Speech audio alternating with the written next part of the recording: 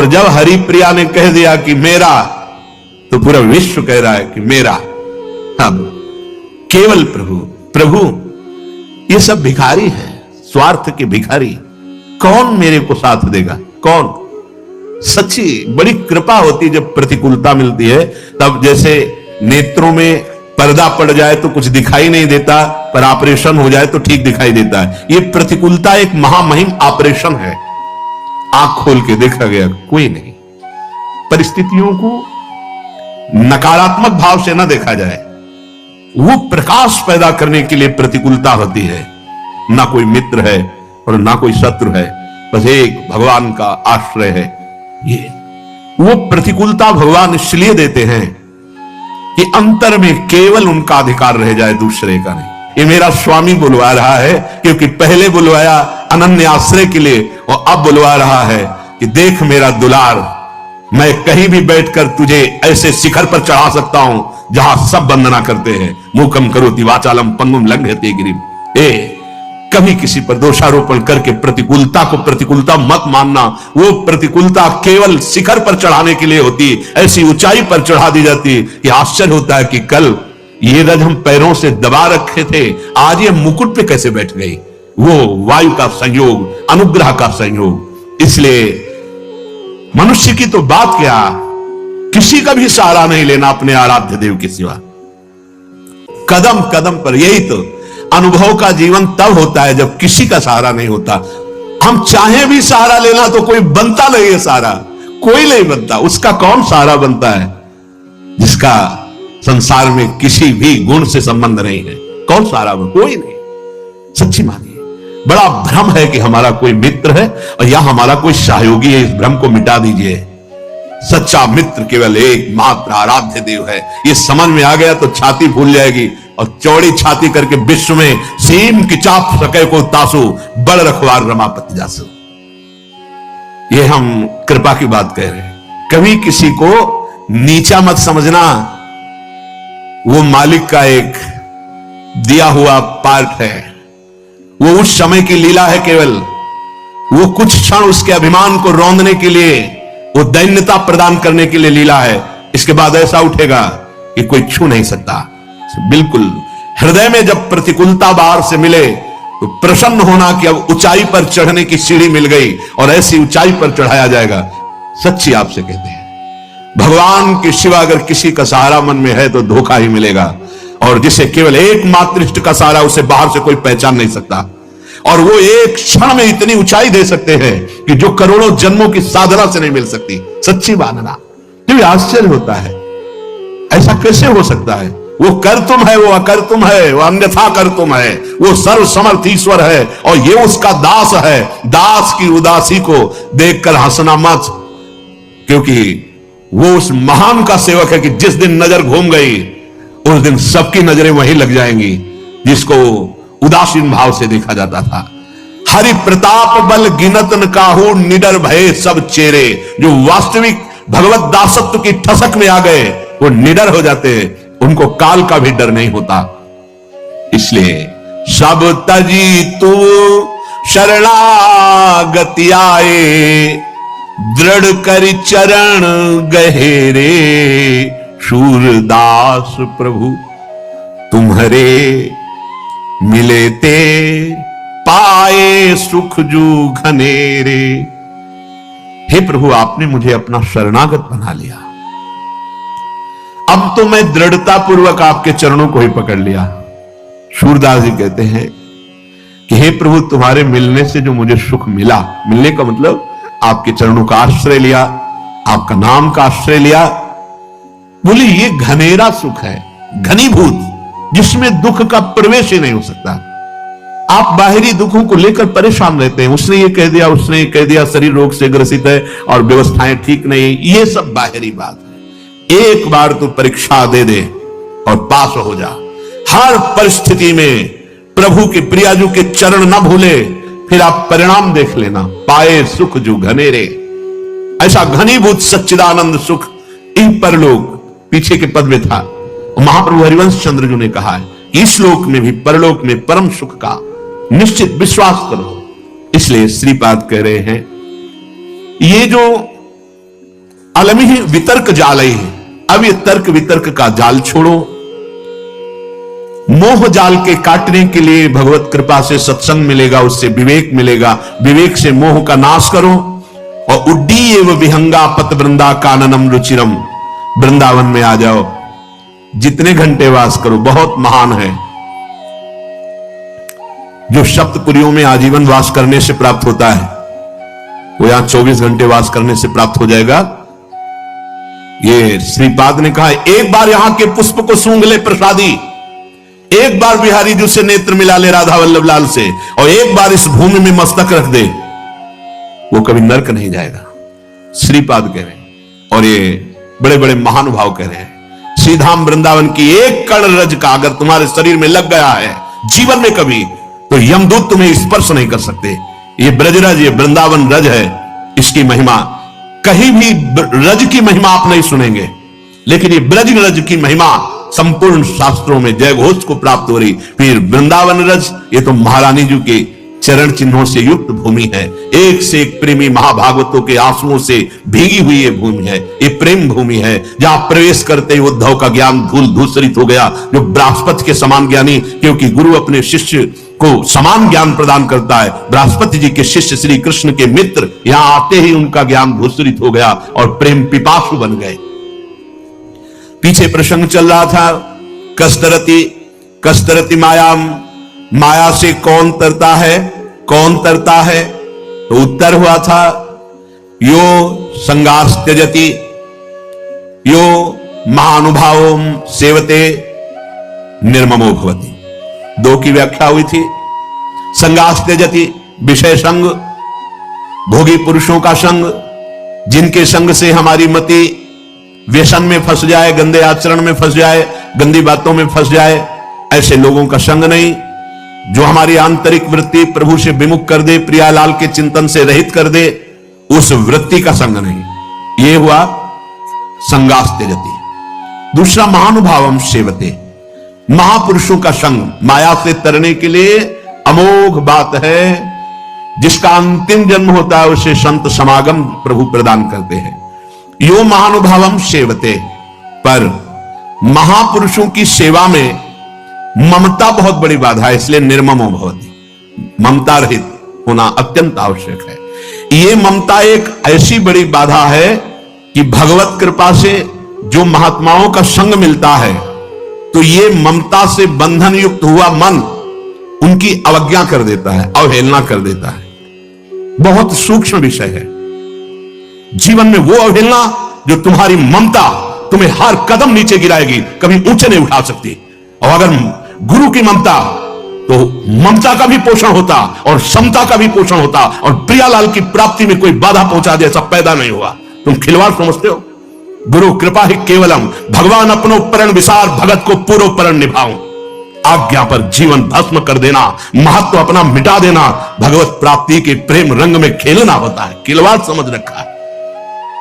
इस मार्ग में भगवान की कृपा से जब यो संगास त्यजति, सब संगों का त्याग करता है गुरु कृपा से, तब महानुभावम सेवते, महानुभावों का संग मिलता है। फिर संपूर्ण सृष्टि का मालिक अपना प्रण भूल सकता है, लेकिन अपने जन का प्रण नहीं भूल सकता। तुम्हें सिर्फ आज्ञा पालन करना है, बाकी का सब हमारा आराध्य देव देखेगा। नहीं, आप ममता का पोषण करके तो देखते रहो, तुम अपनी ममता की सुरक्षा भी नहीं कर पाओगे और परमार्थ की समता को जांच भी नहीं पाओगे। पूरे जीवन की उन्नति में आग लगा दी। अब कदम पीछे नहीं, आगे बढ़ेगा। और जब आगे बढ़ेगा तो ध्रुव जी ने कहा, मेरी मां का क्या हुआ प्रभु? मैं तो दिव्य सिंहासन पर जा रहा हूं। बोले, आगे जो चमकता हुआ विमान जा रहा है उस पर तुम्हारी मां विराजमान है। पुत्रवती जुवती जग सोई, कुल धन्य हो जाता है। धन्य से जननी, धन्य सुतात, समझ में नहीं आता। ये ममता, ये मेरा शरीर, इसका अधिकारी मैं हूं, ये मेरी मां, ये मेरा परिवार, ये मेरा घर, मेरे पास पैसा, अब मुझे किसकी जरूरत है? एक छोटे से सीमित ममता के कुएं में गिर गए। असीम ममता प्रियालाल के चरणों में समर्पित करके, यह ममता एक बहुत बड़ी बाधा है। उसी में भगवत भाव करके चलने से आप वहां पास रहते हुए निकल सकते हो। आप विश्वास कीजिए, अगर वचन दे दिया है कि इस लोक परलोक में तुम्हें कुछ सोचने की जरूरत नहीं, तो तुम देख लेना गुरु प्रताप आगे से आगे सब होता चला जाता है। आप समझ नहीं पा रहे हो, तुम रोक पाओगे काल के थप्पड़ को? ना मां को बचा पाओगे, ना पिता को बचा पाओगे, ना परिवार को बचा पाओगे। अगर उन्हीं में भगवत भाव कर लिए तो सबका कल्याण कर लोगे, अपना भी और उनका भी कल्याण। रहस्य को समझ जाओ।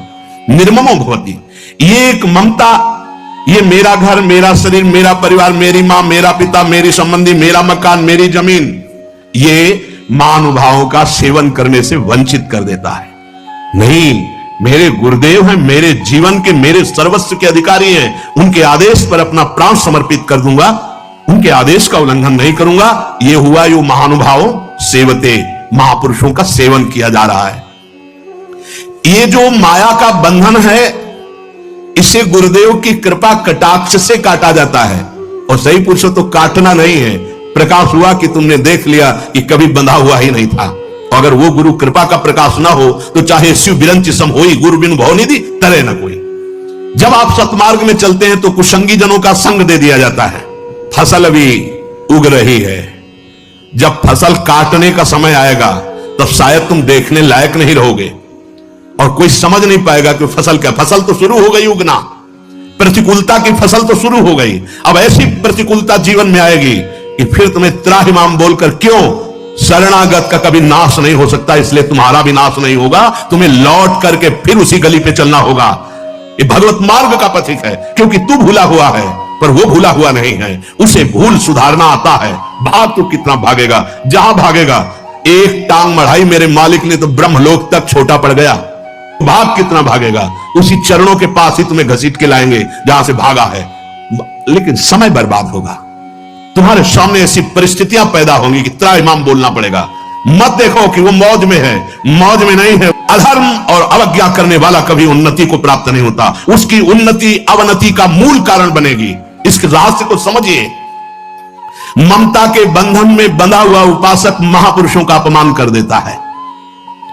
सत्संग और संतों की सेवा रूपी दिव्य ज्ञान मणि के प्रकाश में वो देख पाता है कि मैं कभी बंधा हुआ ही नहीं था, जीवन मुक्त होता है। पर वो मणि प्रकाश उसी के हृदय में होता है, ज्ञान मणि का प्रकाश, जो ममता के बंधन से रहित होता है।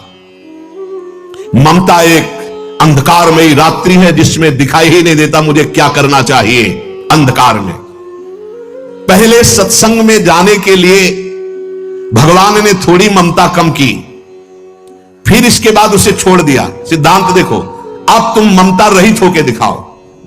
पहले सत्संग में, साधु संग में जाने के लिए भगवान ने कृपा की, साधु में लाया और ममता को कम किया, ममता के दबाव को कम किया। और जे ही तुम चले तो भगवान ने छोड़ दिया। जैसे छोटा बच्चे को मां चलाती, ऐसे जब वो लड़खड़ा के चलता है तो गिरने ना पावे, और जब वो चलने लगा तो हट गई। अब चल के दिखा।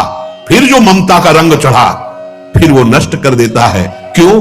क्योंकि वो ये ध्यान नहीं दे पाया कि असली मेरी मां कौन है, असली में मुझे प्यार करने वाला कौन है। वो किशोरी जी वात्सल्यमयी, वो लाडली जो करुणामयी, उनको भूल गया। मन को प्रसन्न करने के लिए उस महान को त्याग कर दिया। त्याग कैसे होता है? अपने मन की बात मानना और गुरुदेव की मन की बात मानना, ये दो मार्ग हो गए। गुरुदेव के मन की बात मानना प्रियाजू की प्राप्ति का मार्ग है। अपने मन की, ये बेईमान मन, ना जानो छिन कवन बुद्धि घटे प्रकाशित, अभी तो कह रहा है परमार्थ, थोड़ी देर में यही मन कहेगा भोग। हम क्या क्या इसकी बात मानेंगे? नहीं, हम वो बात मानेंगे जो गुरुदेव कह रहे हैं। बोले सदगुरुदेव की शरण होकर उनकी सेवा में रहना। सदगुरुदेव का प्रताप जब उदय होगा तो साधु चरणों में प्रीति हो जाएगी। गुरु सोई जो साधु सेवावे और साधु सोई जो विषय छुड़ावे। हरिराम व्यास जी कह रहे गुरुदेव का प्रभाव क्या होगा? प्रत्येक संतों के चरणों में तुम्हारी अपार श्रद्धा हो जाएगी। ये गुरु प्रताप उदय होता है। वही गुरु है जो संतों की सेवा में अपने शिष्य की रति पैदा कर दे। जैसे अपने आचार्य और जिन जिन रूपों में, आचार्य रूपों में भय, तो दास दासोहम की ही पद्धति स्थापित की। अगर संतों के प्रति दासत्व भाव नहीं है, कुछ ऐसे जन होते हैं जो अपने गुरुदेव का तो आदर करते हैं पर अन्य संतों की अवहेलना करते हैं, निंदा करते हैं।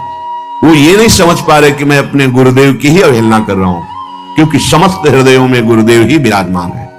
कभी वो सच्चे गुरुदेव प्रसन्न ही नहीं हो सकते जो अन्य भक्तों, वैष्णवों की, संतों की अवहेलना करे और सोचे हमारे गुरुदेव हम पर प्रसन्न। कभी वो गुरुदेव प्रसन्न नहीं हो सकते, कभी नहीं हो सकते। सब संतों की जय, सब संत भक्तों की जय, तो गुरुदेव अपने आप पर प्रसन्न हो जाएंगे। सातों सम्मोहि जग देखा, मोते अधिक संत कर लेखा, जाने संत अनंत समाना। बहुत महिमा वर्णन की गई। तो संत समागम श्री गुरु सेवा, यह अमृत रस पियो, ये अमृत रस है।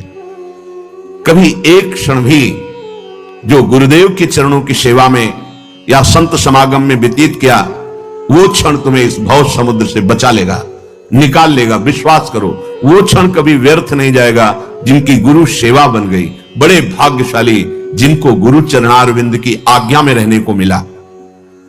संत समागम ये दुर्लभ वस्तु है।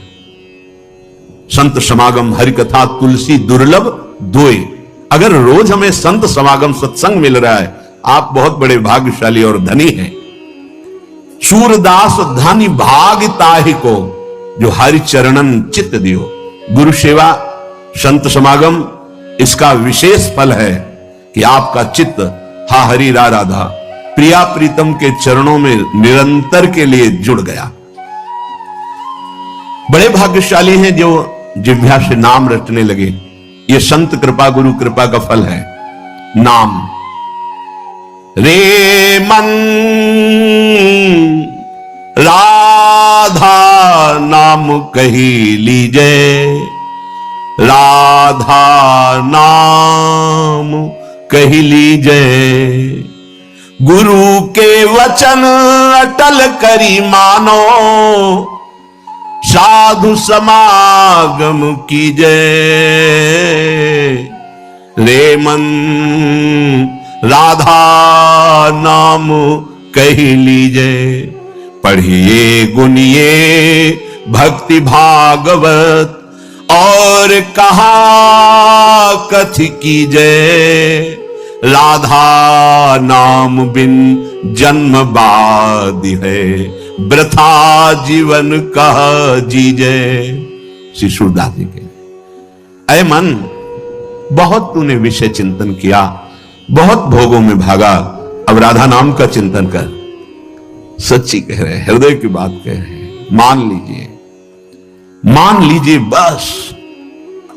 जैसे भक्तमाल जी में लिखा है कि लाख बार हरि हरि कहा है। अगर लाख बार हरि हरि जपो और एक नाम किसी भगवत प्रेमी महात्मा का ले लो, तो लाख बार हरि हरि का फल मिल जाएगा।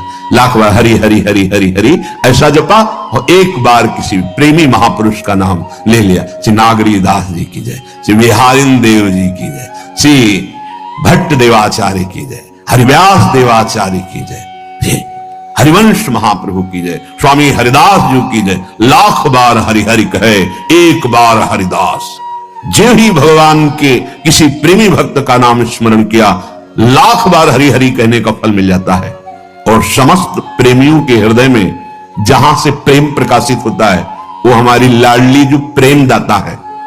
प्रेम की ध्वजा उपासना मार्ग में सर्वश्रेष्ठ गोपीजन हुई, और गोपीजनों को प्रेम कहां से प्राप्त हुआ? श्री कृष्णानुराग। बोले यत्पाद पद्म नख चंद्र मणिच्छटाया, विस्फूर्जितम किमपि गोपवधू स्वदर्शी, पूर्णानुराग रस सागर सार मूर्ति, साराधिका मयि कदापि कृपाम करोतु। जिनको नारद जी कहते हैं यथा ब्रज गोपी का नाम प्रेमी हो, तो ब्रज गोपियों जैसी प्रेम भक्ति की चरम सीमा का उदाहरण ब्रज गोपी। कहां से प्रेम आया? बोले यद पाद पद्म नख चंद्र मणि छटाया। जिन स्वामिनी जी के चरणारविंद के नख की कांति का किंचित प्रकाश गोपियों के हृदय में हुआ, तो गोपी प्रेम की ध्वजा हो गई। कहीं किसी के भी हृदय में प्रेम प्रकाशित होता है, तो अव्यक्त रूप से या व्यक्त रूप से हमारी प्रियाजू की ही कृपा होती, क्योंकि प्रियाजू प्रेम समुद्र का सार प्रेम दाता है। जहां प्रेम के समुद्र लालजू स्वयं याचना करते हैं प्रेम की, वो हमारी लाडली जो है